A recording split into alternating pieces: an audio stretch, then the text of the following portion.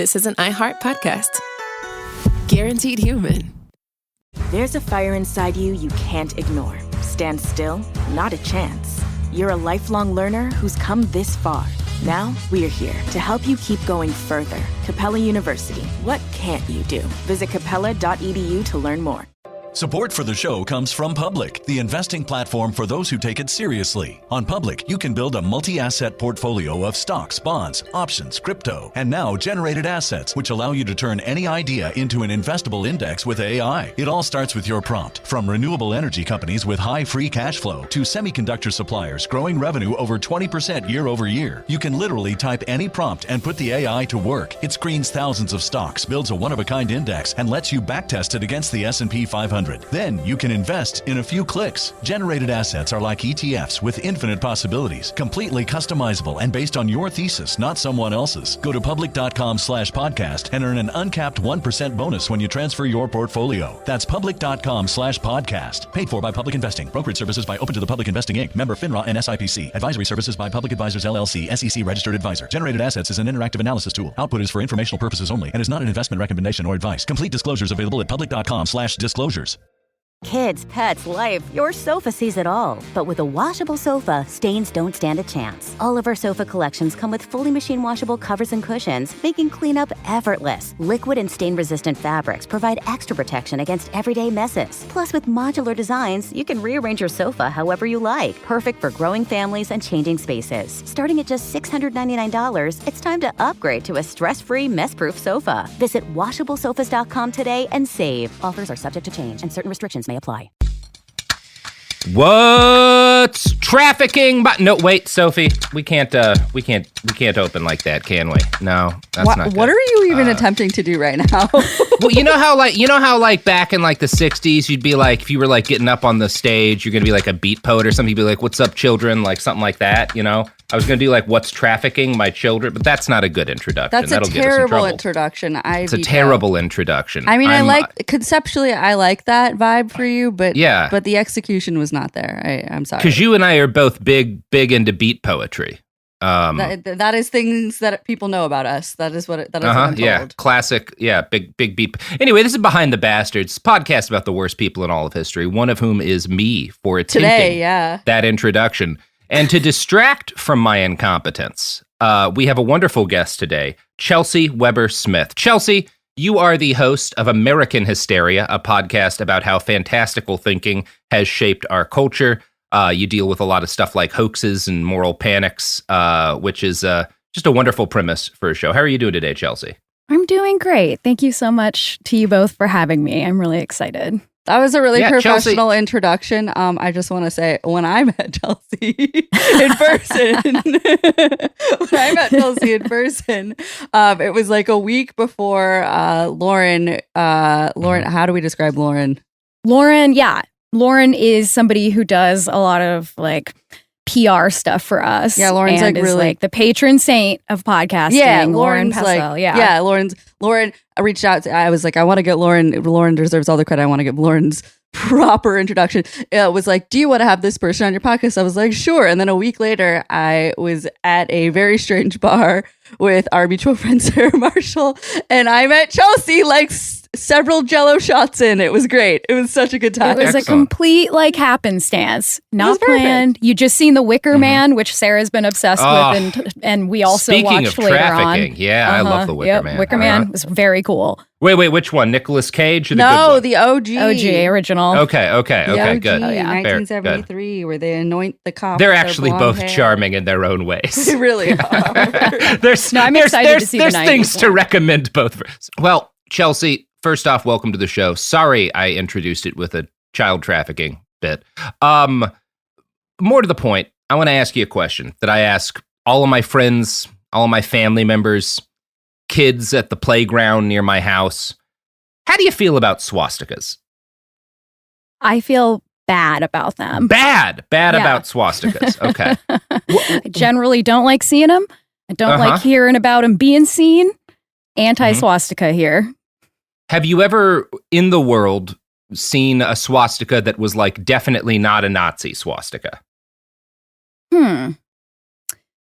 Do you mean sort of perhaps like an attempt to shock by a teenager? No, I mean, that is also a thing that happens. Sure. But I mean, what do you know about the origins of the swastika? Hitler, etc., etc. I know, I know sort of the cliche answer of that it was originally, I believe, an Indian symbol of something like good luck. Mm-hmm. Is that true? Is that right? It is a Hindu symbol. It's also a Buddhist symbol. It actually goes back much further than that. So that's what we're talking about today. The working title of this week's episodes are "What's Up with Swastikas?" Because obviously this is behind the bastards. So we're going behind the Nazis by talking about the origins of the swastikas, how it became a symbol for the Nazis. But also, when we're talking about the swastika, we're talking about like a religious symbol that goes back real far. And so the fact that it's primarily, most people have the same reaction you have, which is like, well, swastika, that's like the Nazi thing, which causes problems for people for whom it's like a religious symbol that goes back a long time. So that's what we're going to talk about this week, because there's a lot of history here that most people are unaware of. So yeah, you ready to learn all about swastikas? I have never been more ready in my life. That's good. I'm buckled in. It would be probably kind of problematic if you had been.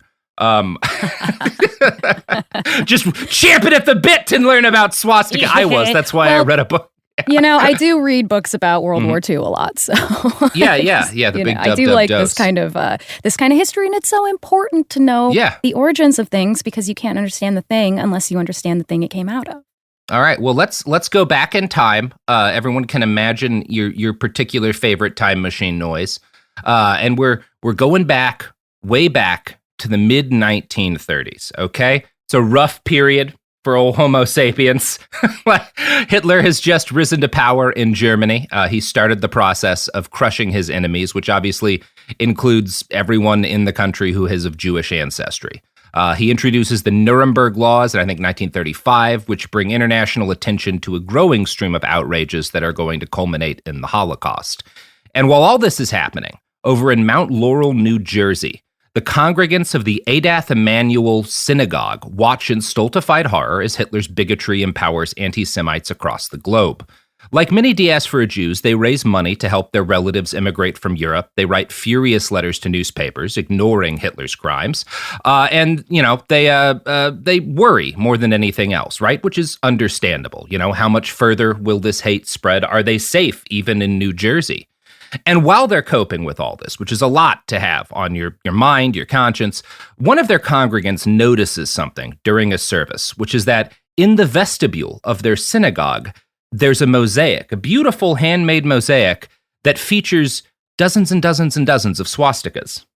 Now, this is obviously a problem, right? You don't want to have that in your synagogue in the 1930s. And after a quick discussion, they decide to pave the swastikas out. Fast forward about 100 years, you have World War II, all that horrible stuff happens. The rebuilding process occurs afterwards, life goes on. And on December 5th, 2021, for the first time in like 90 years or so, the Adath Emanuel Synagogue finds itself again with a swastika near the vestibule. Now, this one had been applied by a sticker, wielded by some unknown Nazi, who adds in writing the message, "We are everywhere." Now, that's a chilling, horrifying, depressing story. But in between those two incidents, the swastikas that had been placed inside the vestibule of the synagogue long before the rise of Hitler, and the swastika added there in the 2020s by a Nazi, in between those two incidents is a really fascinating and strange story. And that's what we're going to be talking about today. Unlike a lot of, the swastika is almost certainly the most well-known hate symbol in the world. But unlike a lot of other particularly famous hate symbols, the Confederate flag, for example, the Klansman's hood, the SS lightning bolts, the swastika is not in and of itself problematic. And what I mean by that is the swastika was not created as a symbol of hate. It was turned into one later. And one of the things that you start to learn when you look into this is that not only is the swastika something that predates the Nazis, it may be one of, if not the oldest complex symbols created by human beings. Now, there's a lot of debate about this. Scholarship over the swastika has invited vigorous debate for very obvious reasons over both the geographic and the temporal nature of its origins. When it comes to the word itself, we do have a lot clearer of an origin. We know exactly where the word swastika came from, and its origins are Sanskrit. And it does mean, as you noted, well-being, good luck, and fortune. That is like the meaning of the word swastika. And in fact, the first recorded instance of the word swastika predates the first recorded instance of the symbol swastika in the Indus Valley, right? So in, India, that kind of region, the word swastika seems to predate the actual use of the symbol. This is, again, whenever you're talking about stuff this old, the dates are kind of fluid. But Sure. best sort of assumption is that like around the 4th millennium BCE is when the swastika first shows up in the Indus Valley, right? So that's pretty old, I feel like this, I don't know, Chelsey. I feel like this is not something like if you hearing it's one of the oldest symbols ever created by human beings was not something I knew. No, I did not expect that at all. I've been reading a lot of books lately about kind of the origins of the conception of God, which includes like so much religious symbolism. And this feels like right in my interests right now. And I'm so excited about this. And we'll talk a little bit later about why, but there were, starting in kind of the 1800s, which is when scholarship around the swastika in kind of the modern recognized sense of the word really starts. There was a belief among some anthropologists that it was probably the oldest complex symbol, the oldest symbol that's not just a simple shape, right? You see the sun, you draw a circle or whatever, but like the oldest complex shape, there's no way to prove that, right? That's an absolutely unprovable, just because of the age of everything involved here. But there's not really anything that's like a clearer, like bet for the oldest symbol. And by the way, we're talking about like this within the context of the swastika arising in the 4th millennium BCE in the Indus Valley. It goes back way further than that. Now, for a long time, and most people, if you ask most people who are kind of casually familiar, they say, oh yeah, it was a symbol in India, right? Well before the Nazis picked it up. That is not the oldest recorded instance of the use of the swastika. And I'm going to quote now from an article in the BBC. If you want to see just how deeply rooted the swastika pattern is in Europe, a good place to start is Kyiv, where the National Museum of the History of Ukraine has an impressive range of exhibits. Among the museum's most highly prized treasures is a small ivory figurine of a female bird. Made from the tusk of a mammoth, it was found in 1908 at the Paleolithic settlement of Mizin near the Russian border. On the torso of the bird is engraved an intricate meander pattern of joined-up swastikas. It is the oldest identified swastika pattern in the world and has been radiocarbon dated to an astonishing 15,000 years ago. Whoa. So we were making swastikas way before we had cities, right? Wow. Like like this is an ancient symbol. It was found with a bunch of dicks, right? Like it was found with a bunch of dicks because it's a fertility symbol. You see that kind of stuff all over the world. Oh, yeah. Now, I think people might expect us to, given the present war in Ukraine and the fact that both Ukraine and Russia have serious problems with far-right and neo-Nazi combat organizations, you might expect us to go into that here, but it's not really relevant. We're talking 15,000 years ago. So one way or the other, it has nothing to do with the present issues with the far-right in that part of the world. Again, it like predates the first city by like 5,000 years. Wow. And despite the shocking age of the Ukrainian swastikas, this does not mean that they originate, that the symbol itself was first used near Kyiv or anywhere in that region. Because there's a fascinating theory, and I was completely unaware of this until I started doing my research as to where the swastika came from. Now, again, when scholarship around the swastika starts in kind of the 1800s, one of the assumptions is that and this is going to play into the Nazis later, it has to have started at a single place, right? Mm-hmm. The idea that these anthropologists have is the swastika is so complicated, such a complex symbol, it can't have arisen in multiple places simultaneously, right? It must have been originated by one place and then carried over to the rest of the world. Now, this happens to gel with a lot of theories at the time about like this kind of Atlantis super civilization that seeded culture and whatnot. This is probably not the case. The swastika probably arose independently in a number of parts of the world. And the kind of best explanation as to how came in 1965 from a paleontologist named Valentina Bibikova, who was looking at this Ukrainian piece of art with swastikas in it. And she posited that a probable origin for the symbol itself is the actual structure of mammoth ivory.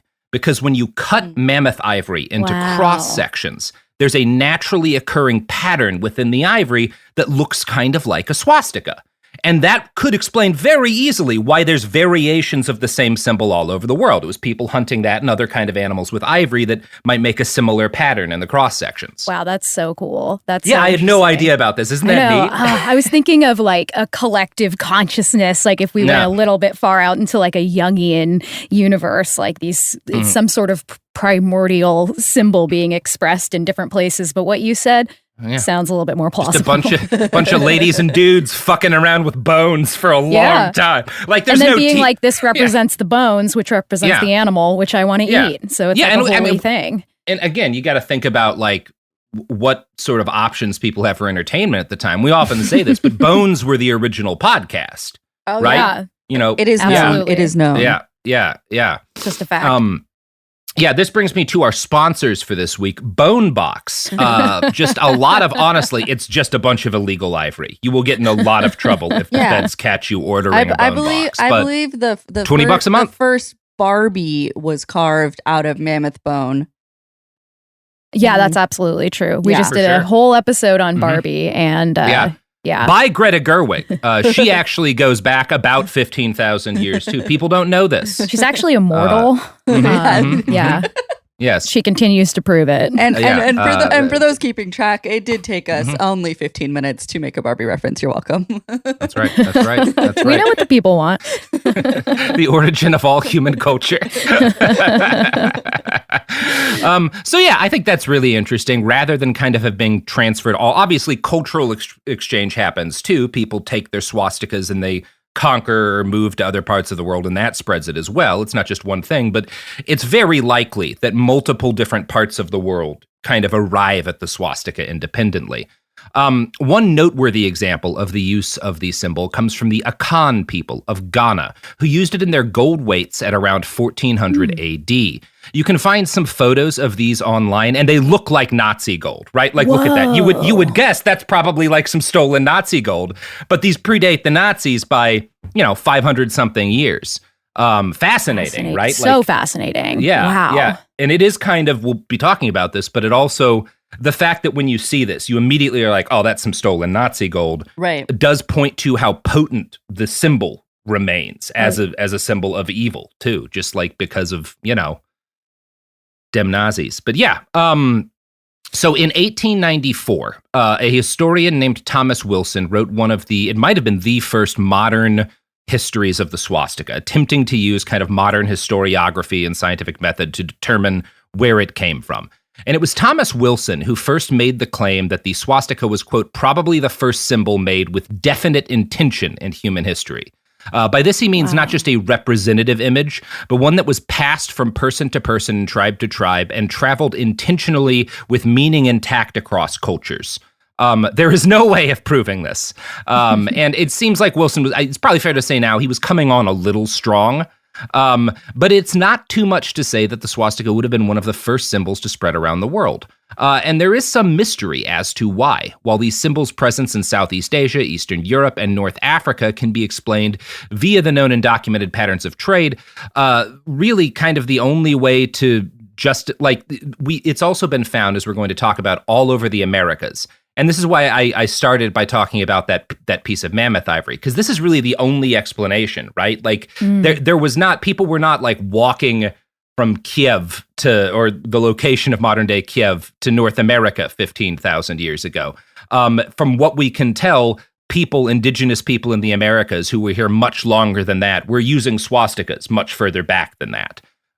Whenever you talk about kind of the timing here, that's a complicated and very politically, shall we say, dicey story. But we do know that swastikas were in use, and I'm going to stop calling them swastikas in a second because the people of the Americas didn't call them that, but were in use particularly in what is now the American Southwest and West Coast for a very long time.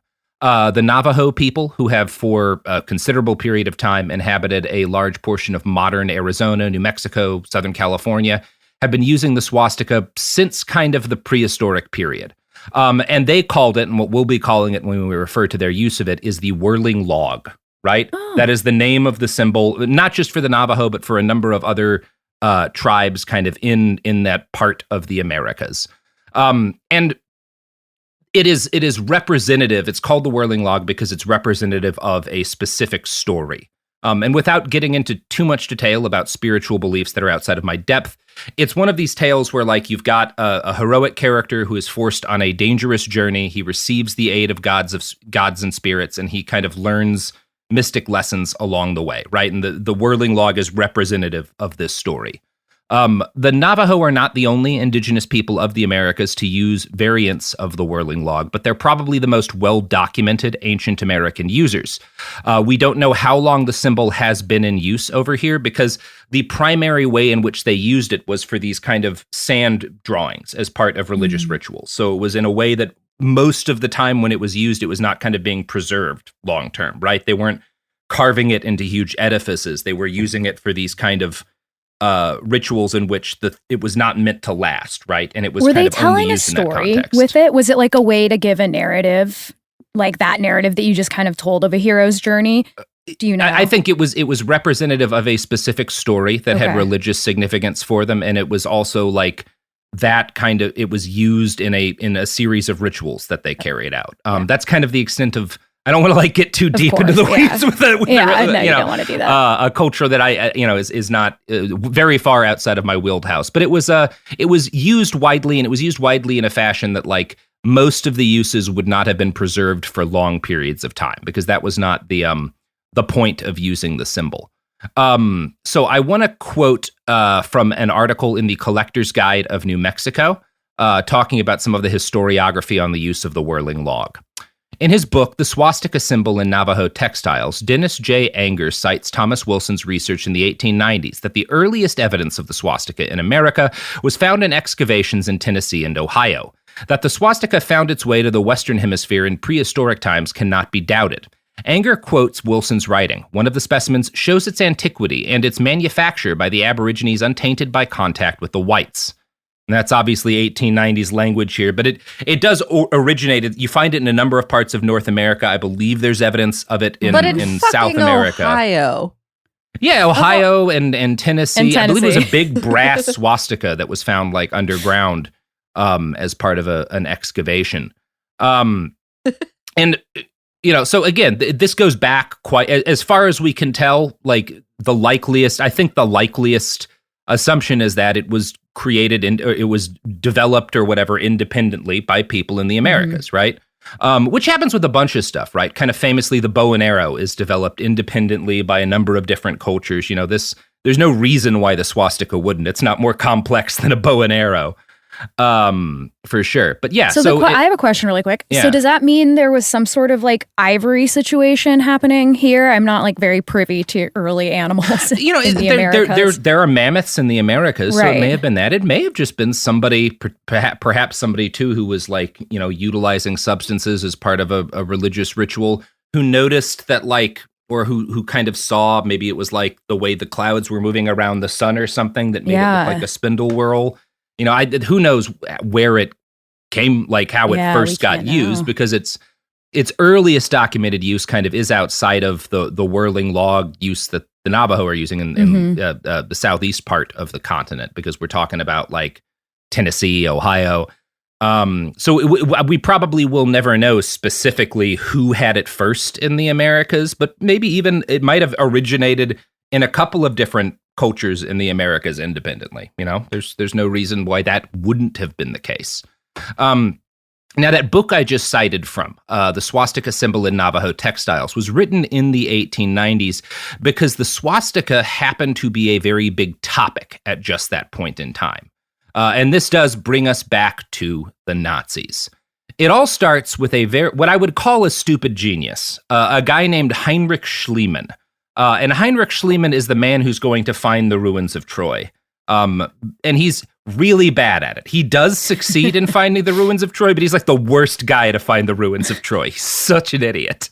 So Schliemann's an interesting character, though. He's born December 26th, 1822, in a town that I'm not going to try to pronounce. It's in Germany. One of those German towns with just a mess of a name. He's the fifth of 9 children. His dad is a dirt poor pastor, and when Heinrich is 7, he becomes fascinated with the myth of the Trojan War.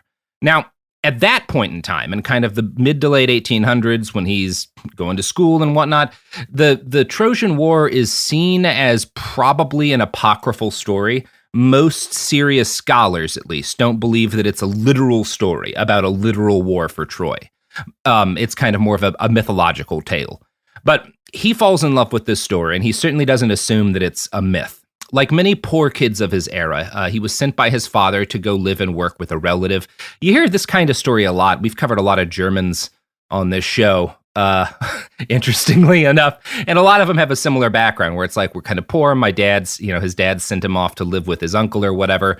And when he's 9, he enrolls in a school where he lives away from his family for a couple of years. He was a lonely kid. One of the few constants in his early life, which was difficult, was his obsession with Greek and Roman mythology. His dad encourages this at first, but starts to get worried about it kind of later on because Heinrich just doesn't give it up. But then his father gets accused of embezzling church funds, which puts an end to Heinrich's education and forces him to apprentice as a grocer. He would later claim that his love of Homer really blossomed while he was walking home from work one day, and he comes across this drunk guy in the street who's just kind of reciting parts of the Odyssey.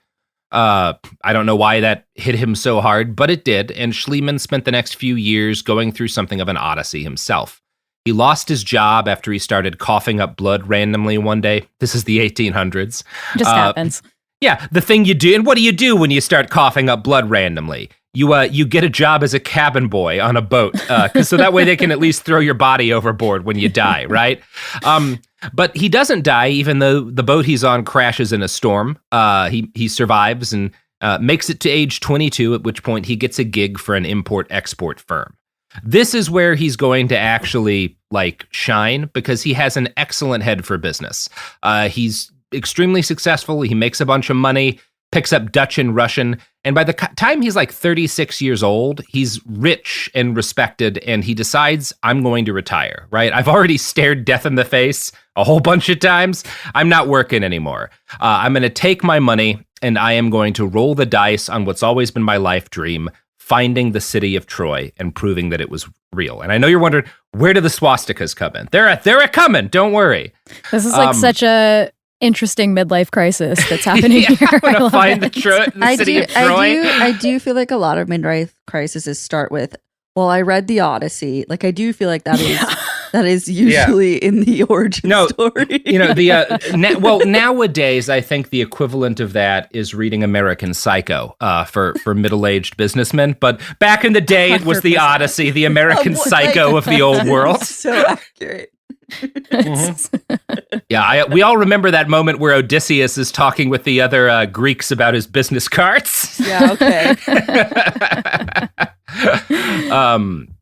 So, as I noted earlier, there was tremendous debate in the day as to whether or not any city such as Troy had ever existed. Now, since ancient times, there had been a general area in Anatolia, which today is just kind of like we call Turkey, but that's the name for the geographical region. And that area there was a part of Anatolia called the Troad that had been in ancient times when the Romans are running shit. This is where everyone had just said Troy had been.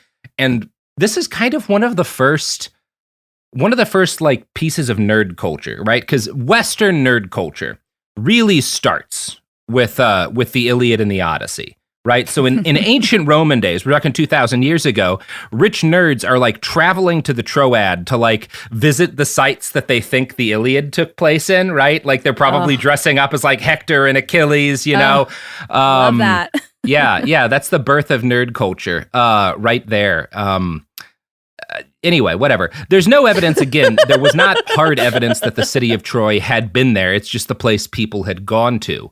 Schliemann, though, was certain that it was real and certain that the Troad somewhere in there was the actual ruins of Troy. since he had money and time, he decided to travel to the likeliest spot and dig the fucker up. He's and I'm like, quote he's now from literally like that guy at a bar. He's like, no, bro, it happened. Mm-hmm. I was there. He's that guy. It's so funny. Did he show up with a shovel? Yeah. Are we talking a team? Do we have a team? He shows up with boys, right? Like he hires boys to do the digging. Yeah, that's what you did back then. Hire a bunch of boys. That's cool. Everyone's talking today about how we've just developed a new semiconductor. We need to return to tradition, just boys and shovels. You know, that's what built civilization is groups of boys with shovels paid pennies a day. That's what we need to go back to.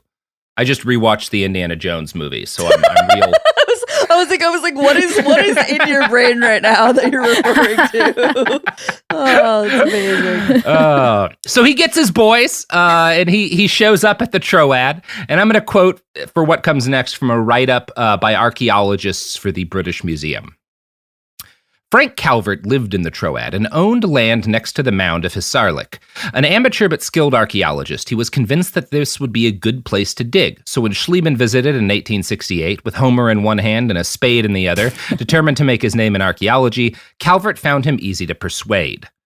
Now, this is a time when Calvert, kind of convinces Schliemann that, like, he's got a spot to dig that he thinks is where Troy is. This is a period of time where the Ottoman Empire, which governs the area, is kind of the sick man of Europe. And so it's a great place to be a rich guy who wants to, like, pay to fuck around, because normally most countries, if you're like, I want to dig up one of your, like, historical landmarks just to see what's under there, they'd be like, well, no, you're not allowed to do that. But Schliemann is kind of just able to bribe his way into things. It's a little bit messier of a period of time.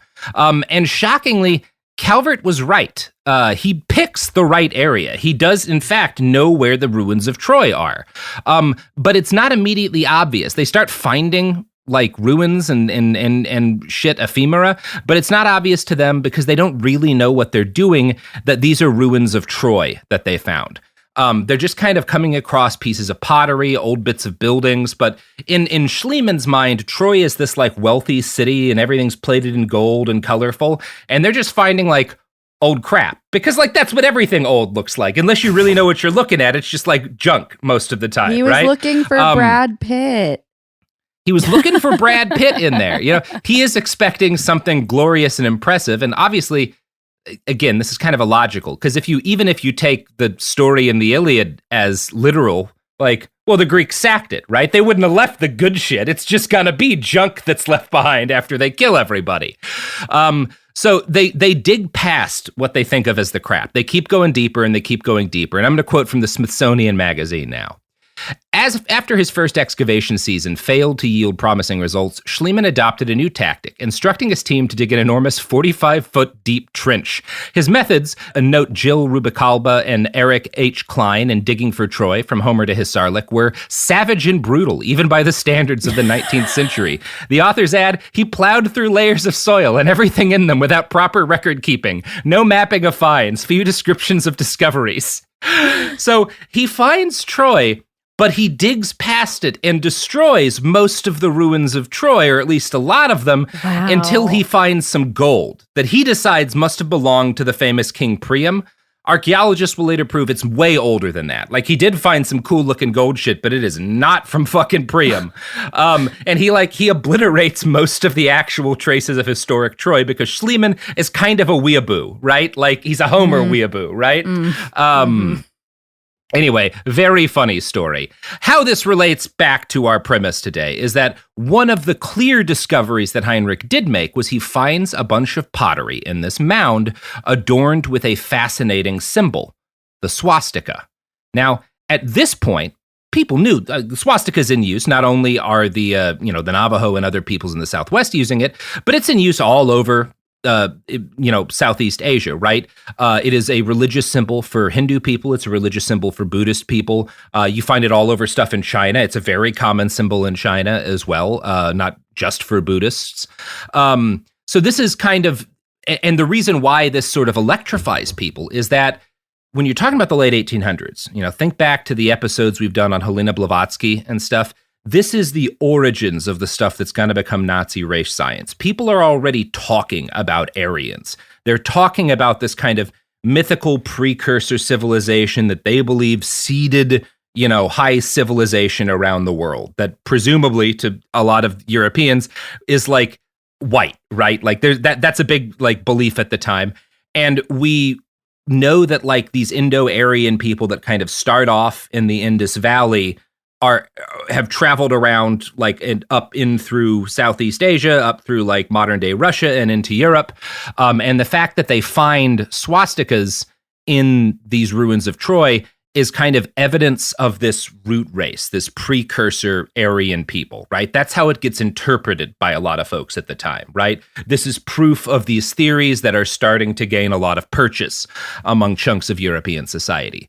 Schliemann is fascinated by the swastika, and he continues, it's a big deal when he finds what he thinks is Troy that we now know is something else, but he keeps doing archaeology around the world, often illegal archaeology, generally bad archaeology, but because a lot of people had not been digging in the places he was, he also does find a lot of shit, and some of the shit he finds is that he keeps finding swastikas on stuff, right?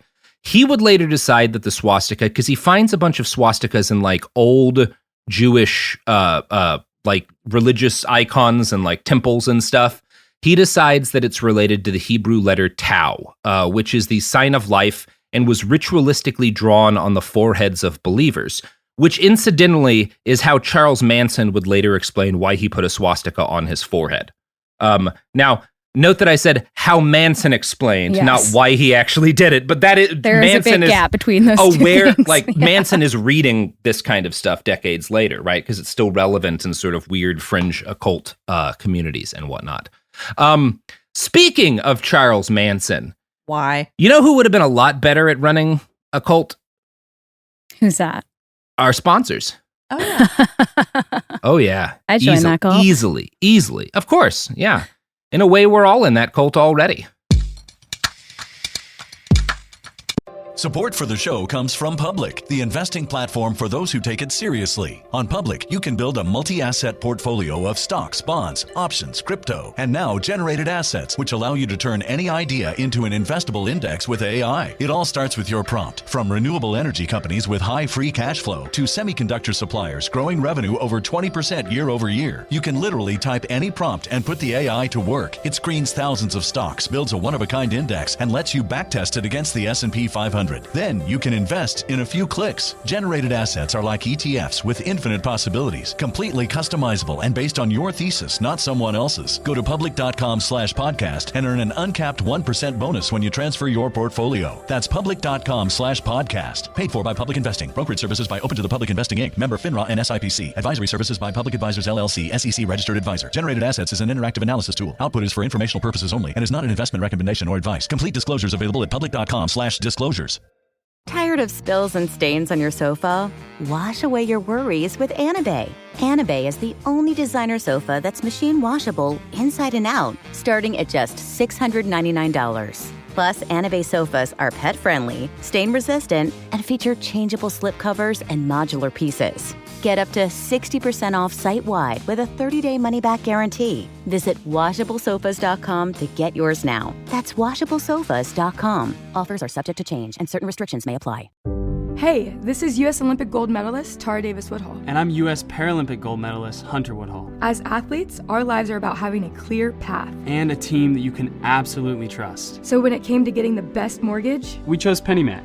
PennyMac is proud to be the official mortgage provider of Team USA and you. Learn more at pennymac.com. PennyMac Loan Services, LLC, Equal Housing Lender, NMLS ID 35953. Licensed by the Department of Financial Protection and Innovation under the California Residential Mortgage Lending Act. Conditions and restrictions may apply. And we're back. And we're talking about our wonderful sponsors, who something helter skelter, whatever. Let's continue with the episode. So Schliemann's findings of the swastika are read attentively by growing communities of Aryan nerds, these kind of proto-Nazis. And anthropologist Gwendolyn Lake will later write, quote, When Heinrich Schliemann discovered swastika-like decorations on pottery fragments in all archaeological levels at Troy, it was seen as evidence for a racial continuity and proof that the inhabitants of the site had been Aryan all along. The link between the swastika and Indo-European origin, once forged, was impossible to discard. It allowed the projection of nationalist feelings and associations onto a universal symbol, which hence served as a distinguishing boundary marker between non-Aryan, or rather non-German, and German identity. So this is going to take off particularly among the Germans, right? Which are just starting to be a thing. You know, he's in Troy, 1868. Germany gets invented 2 years later, right? Maybe, I don't know. We could have just done Belgium too and probably saved ourselves a lot of trouble. But, whatever. Would have been nice. Would have been nice. So the growing swastika craze among European intellectual weirdos and Americans who were themselves weird fanboys of European intellectual weirdos leads us right back to the Navajo. Now, up until the late 1800s, the swastika, or the whirling log in this context, was used only in religious ceremonies by the Navajo and other peoples in the Southwest, primarily like sand paintings. But there's these two Americans who start opening, like Caucasian Americans, who start opening trading posts in Navajo territory. And these guys' names are Lorenzo Hubble and J.B. Moore. And they're aware of the swastika craze that's sweeping across Europe as a result of Schliemann's work. And they become aware of the fact that the whirling log is in use throughout the Southwest. Now, another thing that's happening at this time is that the quote unquote West, in that sort of conception of like the Wild West, whatever, which is obviously a flawed and inaccurate historical conception, but it is a popular conception in the minds of a lot of Americans, particularly in the East Coast, has ignited a craze for all things Native American, right? Both Americans in the coasts are kind of obsessing over generally inaccurate stories and pieces of, iconography, items that had been owned or made by Native Americans. And this is also a huge deal over in Europe, right? A lot of this is centered around these kind of noble, savage depictions of indigenous peoples in fiction, like the books of Karl May, which inspire Hitler to a significant degree. And to Hubble and Moore, the fact that all this is happening at the same time represents a clear opportunity for profit, right? Oh, and also that's when the Wild West shows are happening, right? Yeah, exactly. Yes. Buffalo Bill's Wild West shows. Yeah. So all of this is kind of happening at the same time.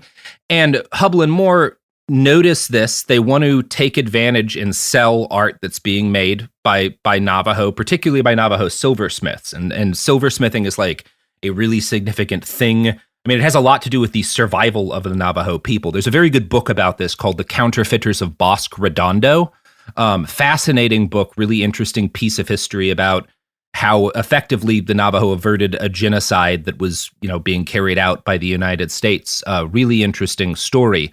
But anyway, there's a lot of like really good silver products being made, and there's tremendous demand for them, particularly over in the cities of the East Coast and in Europe. And when Hubble and Moore see that the swastika is, or in this case, the whirling log is a symbol in use here, they're like, you guys got to start putting that on some of this silver stuff and some of this other artwork that you're putting out, because that shit'll sell. People love white people love swastikas right now. You got to start making this on stuff, right? And so, yeah. And again, a lot of the stuff that's being made is being made by folks in the area, like Pueblo people. But it all kind of gets marketed as like, a specific, these are, Navajo relics and whatnot that we're selling to you in New York or whatever. And the two most popular motifs in the artwork that's being taken from the Southwest and sold over in the cities of the East Coasts are Indian heads and swastikas. Those are the two things that white people want to buy when they're buying this stuff. Wow. Yeah. No idea. Yeah, I had no idea. Klein, who has written a book on Navajo spoons, silver spoons, to be published by the Museum of New Mexico Press, or that was published by the Museum of New Mexico Press, noted that the first spoon that she had located with both a swastika and an engraved date coincided with the opening of the St. Louis Exposition in 1904. The item was made years earlier, probably in the late 1800s, but that's where it was sold. So probably it was made and then it got stamped with a date later on so that it could be sold at this big expo where there's a ton of tourists, right? Presumably Europeans who are coming over to the Americas for this World's Fair, and they want to buy something that's like Native American, right? Because that's a craze over in Europe. And the people selling this stuff know that like, well, Europeans love them some swastikas. They can't shut up about it. So let's get some of that shit out and let's put it on the fucking table, right?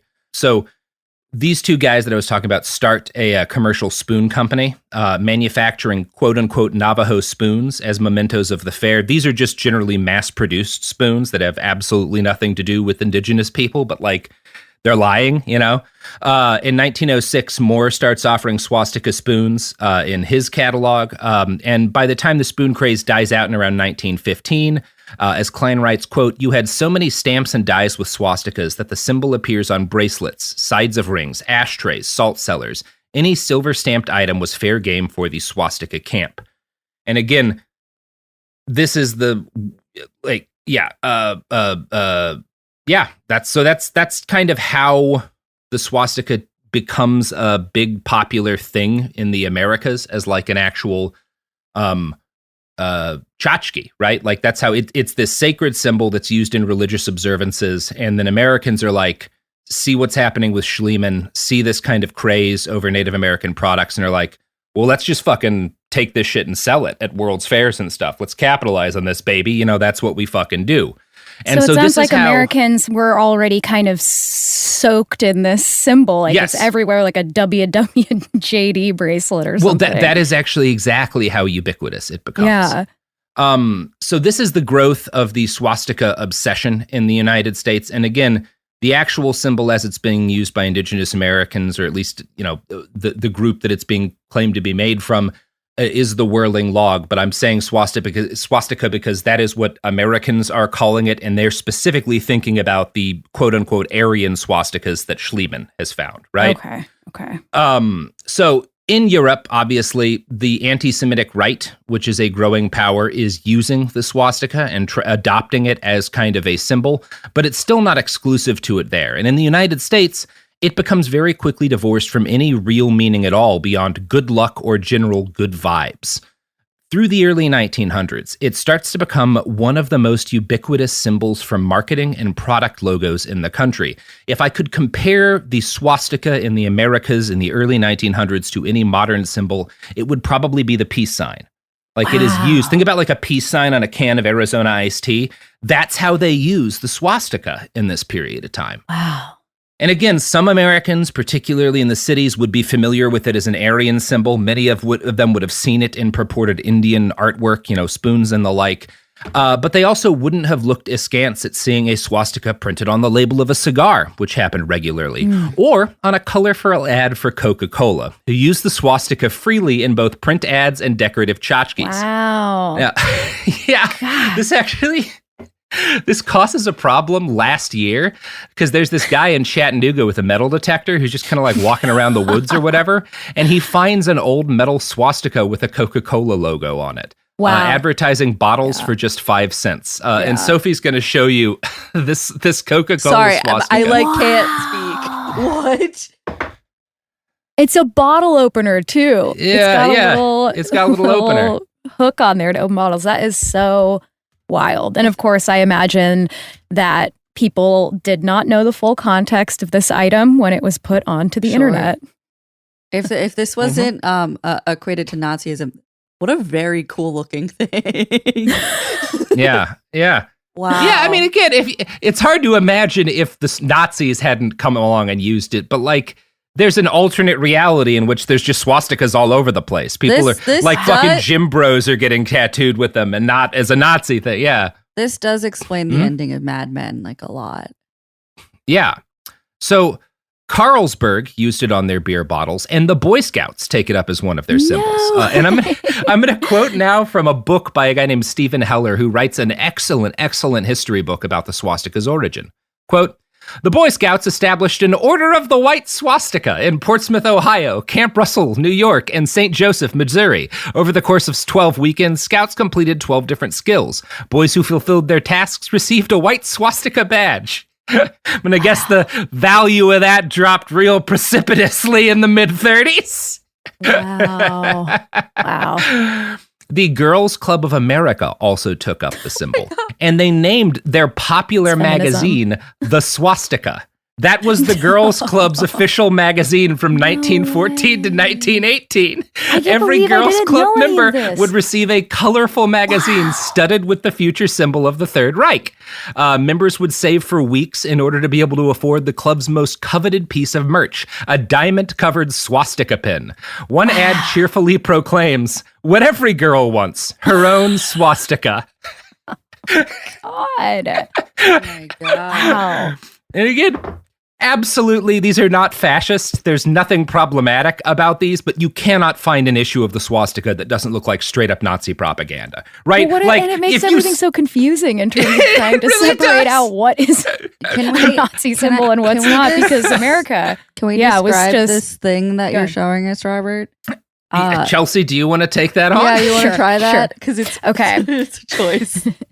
Okay, so in large letters on the top, it says "The Swastika," written and issued. Wait, it says written, issued, and read by the Girls Club. On either side of that, we have 2 swastikas. And then below that, a glamorous Girl Scout, Girl Club member who's wearing kind of like a big bow in her hair, and she's got like a handkerchief tied around her neck, and she's just kind of looking up in a glamorous look. And then it says kind of cherub-like at the same time. Cherub-like. Yeah, definitely cherub-like, but there's like a little undercurrent of like something controversial about her. I don't know what it is. But then it says juniors, seniors, everybody, and then it gets really small and I can't read it. Yeah. Here's one more month. Yeah. Super funny. For winning a prize in the big contest. The big swastika contest. My goodness. I just love that. What every girl wants, a swastika of her own. Oh my gosh. Incredible. Here's ads. Support for the show comes from Public, the investing platform for those who take it seriously. On Public, you can build a multi-asset portfolio of stocks, bonds, options, crypto, and now generated assets, which allow you to turn any idea into an investable index with AI. It all starts with your prompt. From renewable energy companies with high free cash flow to semiconductor suppliers growing revenue over 20% year over year, you can literally type any prompt and put the AI to work. It screens thousands of stocks, builds a one-of-a-kind index, and lets you backtest it against the S&P 500. Then you can invest in a few clicks. Generated assets are like ETFs with infinite possibilities, completely customizable and based on your thesis, not someone else's. Go to public.com/podcast and earn an uncapped 1% bonus when you transfer your portfolio. That's public.com/podcast. Paid for by Public Investing. Brokerage services by Open to the Public Investing Inc. Member FINRA and SIPC. Advisory services by Public Advisors LLC, SEC registered advisor. Generated assets is an interactive analysis tool. Output is for informational purposes only and is not an investment recommendation or advice. Complete disclosures available at public.com/disclosures. Tired of spills and stains on your sofa?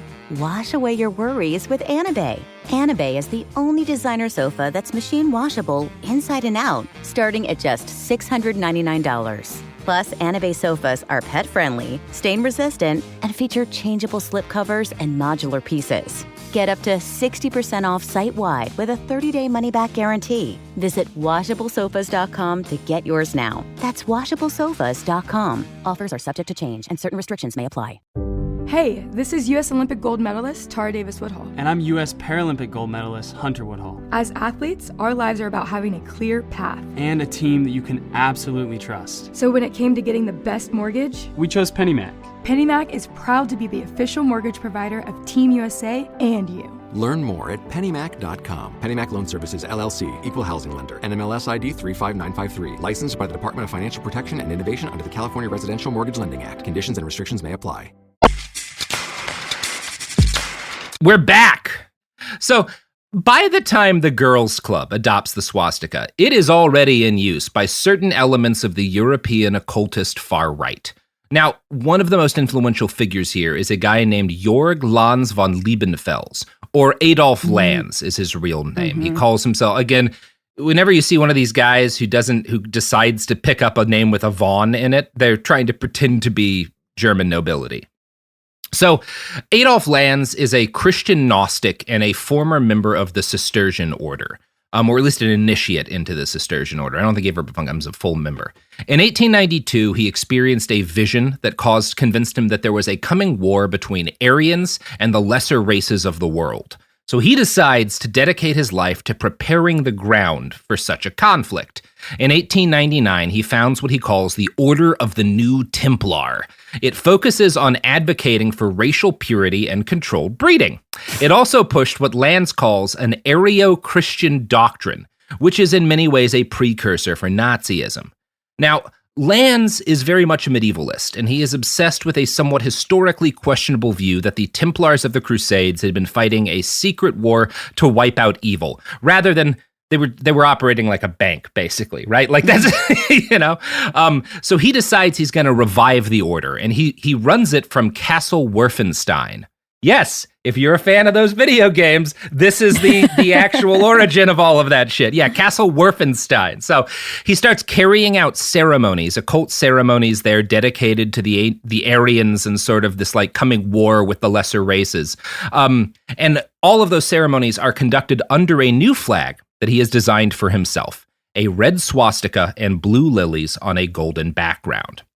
In 1905, he founds a magazine, Ostara, which is the most racist magazine that you can imagine, more or less. And the cover of it, the logo, is a drawing of a knight wearing robes that look a little clanny, and they're bedecked with swastikas, right? Just this fucking knight couldn't have more swastikas on his ass. So midway through World War I, in like 1916, Lanz creates the term Arysophy to describe his new brand of Aryan race science. Among other things, he advocates for keeping brood mothers in convents for Aryan stud males to impregnate. This is more or less the policy that Heinrich Himmler, who also later will have a castle where he carries out occult rituals, would attempt to follow for the SS, right? They have a Lebensborn program that is very much based on Lanz's ideas. I actually read, you might find this fascinating, Chelsey, I read a book recently. It's called Swastika Night, and it is a kind of dystopian future fiction about a future world where like the Nazis and Japan kind of split the world between them. And 700 years after the victory of the Nazis, they have basically wiped out the concept of women as like a part of the human race. They're only used for breeding. The Nazis are all kind of like, it's kind of this almost Greek thing where they like, have a lot of these sort of like relationships with each other that are, it's an odd book. What's interesting about it is that it was written in 1937 by an early feminist. Whoa. So it's this like treatise, because her attitude is that the root of like Nazi authoritarianism was the domination of women by men. And so it's this, her kind of meditation on what society men would build if they could eliminate women effectively. It's a really interesting book. It is probably the book that inspires 1984. Orwell takes a number of structural elements from the book. Fascinating. The Feminist Press has a version of it that they put out with a really good foreword. I devoured it in about an afternoon. Really interesting book, Swastika Night. But it's very much based, because again, 1937 is when this book gets written. One of the interesting things about it is that, like, in envisioning a Nazi future, there's no reference to Himmler or the SS, because in 37, he wasn't really as big of a figure in the Nazis that, like, somebody in, the UK or whatever would have known about. But the author of that book is really familiar with Lanz and with a lot of the stuff Lanz is saying about his desire to sort of take women out of society and make them into brood mares for the... Anyway, interesting stuff. Check out Swastika Night if you're interested in that kind of thing. It's a fascinating piece of history. So Lanz has his castle. He's doing his proto-Nazi rituals, right? He's got this magazine, Ostara, and he's got this swastika flag that's becoming increasingly influential on like this chunk of the occult anti-Semitic right. And one of the things we know is that Hitler is a frequent enough reader of Ostara that kind of during his rise to power, he visits Lanz to get copies of issues of the magazine that he had been missing. Lanz's ideas and his use of the swastika were hugely influential in the growing far right, which is going to be supercharged when the German army collapses in 1918. Now, 1918 is coincidentally the year the Girls Club stops using the swastika for their magazine. Well, look at that. Yeah, this might have had something to do with the fact that after the Germany loses, you start seeing a lot more swastikas and a lot more like murderous far-right militias. Maybe the Girls Club didn't want that press, you know? That might have been a factor. Well, and it's so interesting because like, I don't know. Obviously, there's a lot of misconceptions about Americans in the 1930s and what we thought about, the white race. And it was very much like our context and our ideas were simultaneously inspiring the Nazis. We also have this like huge rise of the KKK again, where the KKK becomes like kind of heroic. It's a very strange time in American history that I think we simplify because it's like, oh, the United States versus the Nazis. And we're some kind of anti-fascist heroes when really we're extremely fascist ourselves. And I don't know. It's interesting that it went as long as it did, but I'm glad the girls decided, this isn't for us. Yeah, the Girls Club makes the right call here in 1918. Really, really good time to stop using the swastika. I mean, there were KKK beauty pageants not, a decade or so before, so they could have gone either way. Yeah. And like, not to say that, anyway, very, very interesting period of time. And also the stuff we're talking about with how the swastika becomes very wrapped up in the minds of Americans with like Native Americans is part of like has an impact on Hitler because Hitler kind of idolizes indigenous Americans. At the same time that he idolizes the U.S. government's like use of camps and genocidal tactics in order to take the content. It's confused. You can refer back to our Karl May episodes for sort of more on that. But yeah, the first documented use by like a far-right militia in Germany using a swastika was in 1919 when a specific unit of Freikorps veterans who gunned down socialists in the street like have a bunch of swastikas on their shit. Like that's the symbol that they fight under. This is after the empire kind of collapses.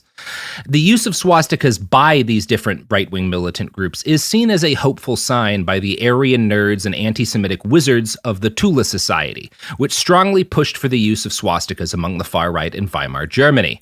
The Nazi Party is going to adopt the symbol in 1920, and Hitler probably picks the swastika because of Lanz's use of it in his flag, because again, Hitler's reading Ostara, but there's other stories you'll get as to why Hitler picked it that are a little weirder. One that you sometimes hear that's almost certainly not true, almost like 99% definitely apocryphal, is that his mom had a swastika on her headstone when she was buried, and the symbol stuck in Hitler's mind ever since.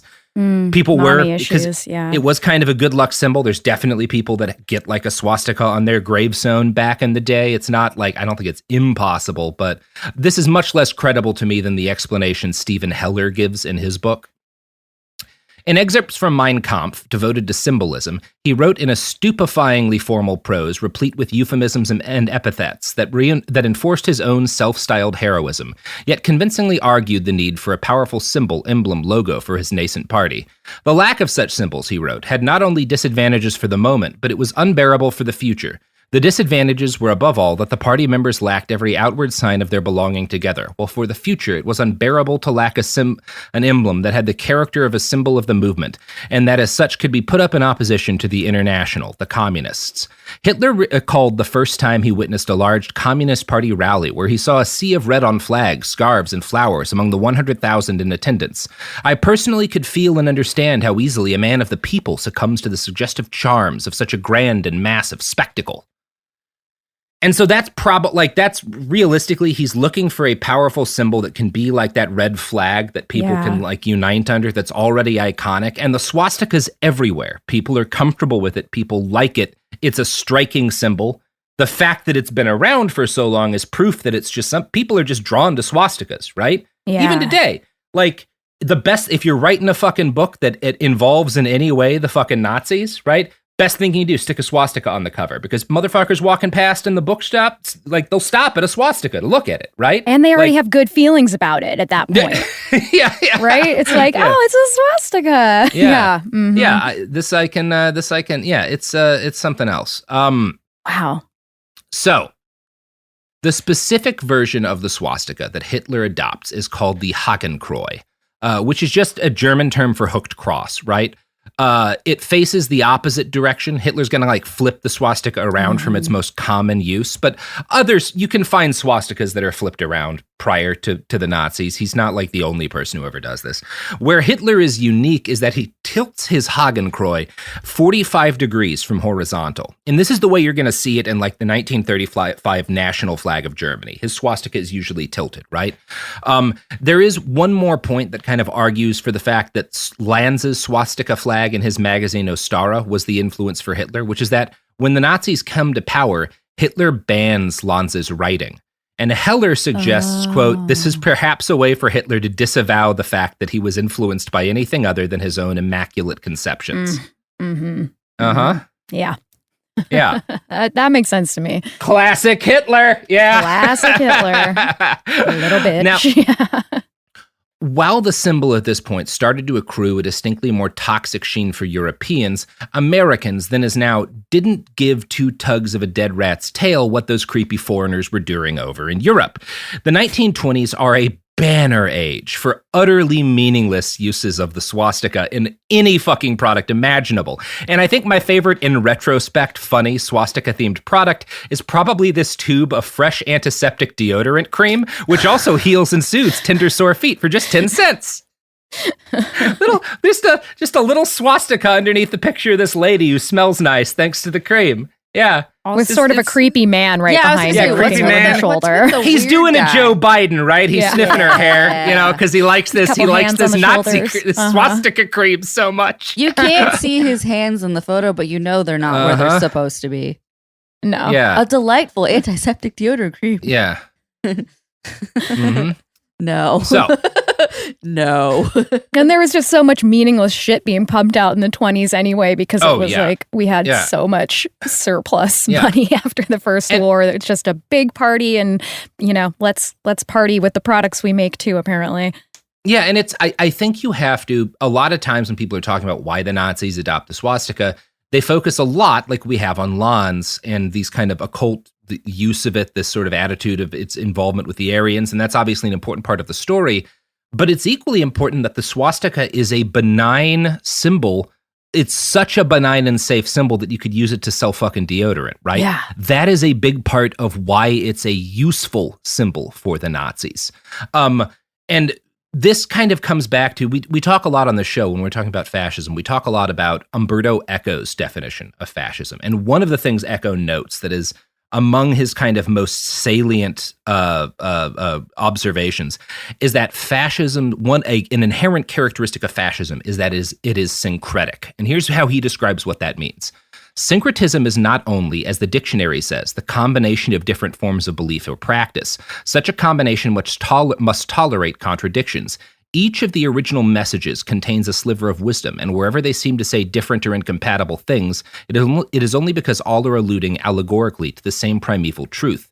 If you browse in the shelves that in American bookstores are labeled New Age, you can find there even St. Augustine, who, as far as I know, was not a fascist. But combining St. Augustine and Stonehenge, that is a symbol of our fascism. And one of the things that Eco's talking about here is this use of pieces of history, of iconography, of mythology that you can adopt into a fascist understanding of the world, and that acts as kind of a lure to different groups of people, right? You're into Stonehenge, you're into aliens, you're into, St. Augustine. If you can find a way to kind of like, it's this thing QAnon does, right? It absorbs everything sort of into itself as part of its ability to spread. And it's creating a full mythology. Yeah. Right? It's like creating, that was a big part, I think, of Nazi Germany, was taking the old Germany and bringing it back, but it wasn't factually the old Germany. No. It was just pieces of different folklore that made it sound badass and heroic and strong. And that's how powerful folklore can be, especially if you take bits and pieces of it and build your own shit. It's like it doesn't have to be logical. It doesn't have to all fit together. You can take pieces of Norse mythology and Odin worship, and you can subsume that into your fascism at the same time as you're taking bits of Catholicism, right? Yeah. And likewise, kind of, you take the swastika, the symbol that we've all always used, that's been everywhere, and you make it yours, and the kind of goodwill. And, nowadays, obviously, that there's no more goodwill for the swastika. That's just sort of inherent in most cultures, at least. But back in the day, basically everyone felt fine with the swastika. So you make that your thing, and it's one of the things that can help draw. It makes you seem less scary. It makes you seem more approachable. Mm-hmm. It's just one of the things that helps build the appeal of this movement. And yeah, this is good stuff. Just good shit. So beyond this, by the time the Nazis draw close to power in the early 30s, they had been marching and bleeding and fighting under the swastika for a full decade. Some 400 of them have died in sundry assassinations and street fights in the Weimar era. And these men, along with the dead of the beer hall putsch, had become sainted by the party, and the bloody flags they fought under, bloody swastika flags, started to gain a religious significance to the devoted in Germany. George L. Moss, one of the 20th century's historians of Nazi Germany and also a survivor of the Holocaust himself, later observed, "It was the strength of fascism in general that it realized, as other political movements and parties did not, that with the 19th century Europe had entered a visual age, the age of political symbols, such as the national flag or national anthem, which, as instruments of mass politics in the end, proved more effective than any didactic speeches." And that's where we're going to end today. Wow. How you doing, Chelsey? I'm just so impressed and intrigued by this research. And I had no idea. And I honestly feel a little shocked at myself for not knowing more about this. I did. Most people you didn't either, don't I guess. know it's just about this. How did I not know about this? When I read that bit about maybe it's from the way a cross section of a fucking mammoth, tusk looks, I had to sit back and go, oh shit, huh? that actually makes a lot of sense. That's fascinating. A lot of sense. Yeah, and I just love the idea that symbols simultaneously appear in different cultures like that. I mean, and I think there are these explanations that we can have, but there's also something possibly built into our DNA that maybe we'll never understand about why we're attracted to certain symbols biologically. Maybe they represent something that we're recognizing on an unconscious level. But it's like the use of red is an effective color to use for a lot of different things because it gets our attention in the same way that I have a little feeder for my chickens where they there's little red nubs because chickens just peck at shit that's red because blood is red. It's the same reason why if one of them gets injured, the others will start eating it, right? Because they see red and they go after it. And we don't quite do that. Otherwise, hospitals would be much scarier places. But we do react a certain way when we see that color, and it's effective for doing certain And you know things. what else? Yellow is the most effective color, and that is why buses are painted yellow, because our eye perceives it, 0.00 whatever percent faster than any other color, and that's always happening on levels that we don't recognize or understand, but we're always reacting to the world. And I think about that all the time, how we're reacting to the world on an unconscious, biological, animalistic level. And there seems to be, I don't know, there's something about the swastika that feels like a collective consciousness type of symbol.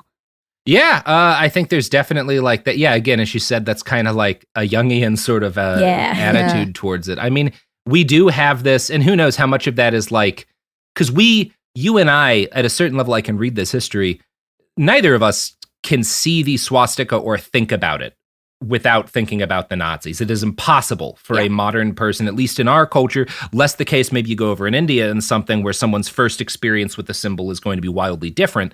But you and I cannot see a swastika, even knowing intellectually this stuff, and not see it as that, right? No, no way. Even you're looking at exactly. That's just the way it is. Yeah. But you know what I can see and view objectively is your excellent podcast, American Hysteria. Well, I can't see it, but I can listen to it. Yes. Do you have? Everyone can. Yeah. You wanna do your plugs? Sure. Yeah. As you mentioned, we do a show about the fantastical thinking of American culture and how that's affected everything from, even sometimes before colonization. But America as we know it, breaking down its urban legends, moral panics, conspiracy theories, crazes, hoaxes, everything. Anytime that something weird happened in America, we're on it and try to explain that thing through history and how it changes through the decades and give context in that way. And you can get it anywhere that you find your podcasts. We're on Instagram at American Hysteria Podcast. And I hope you guys come listen. Hell yeah. All right, everybody. This has been Behind the Bastards. I have a novel. It's called After the Revolution. You do. Type that title into anything where you buy a book from. It doesn't matter where. Or scream it into the face of the manager of your favorite or least favorite bookstore. Either way, works for me. For some reason, I thought you were going to say Applebee's. Yeah, scream it at an Applebee's. Just threaten the Applebee's manager with what's going to happen to him after the revolution. Famously, Marx said the two classes in society are Applebee's managers and everyone else. And one day we will liberate ourselves, my brothers and sisters. Can't wait to get that bumper sticker. Yeah. Amazing. And that's the episode. Behind the Bastards is a production of Cool Zone Media. For more from Cool Zone Media, visit our website, coolzonemedia.com, or check us out on the iHeartRadio app, Apple Podcasts, or wherever you get your podcasts. Kids, pets, life, your sofa sees it all. But with a washable sofa, stains don't stand a chance. All of our sofa collections come with fully machine washable covers and cushions, making cleanup effortless. Liquid and stain-resistant fabrics provide extra protection against everyday messes. Plus, with modular designs, you can rearrange your sofa however you like. Perfect for growing families and changing spaces. Starting at just $699, it's time to upgrade to a stress-free, mess-proof sofa. Visit washablesofas.com today and save. Offers are subject to change and certain restrictions may apply. In the heat of battle, your squad relies on you. Don't let them down. Unlock elite gaming tech at Lenovo.com. Dominate every match with next-level speed, seamless streaming, and performance that won't quit.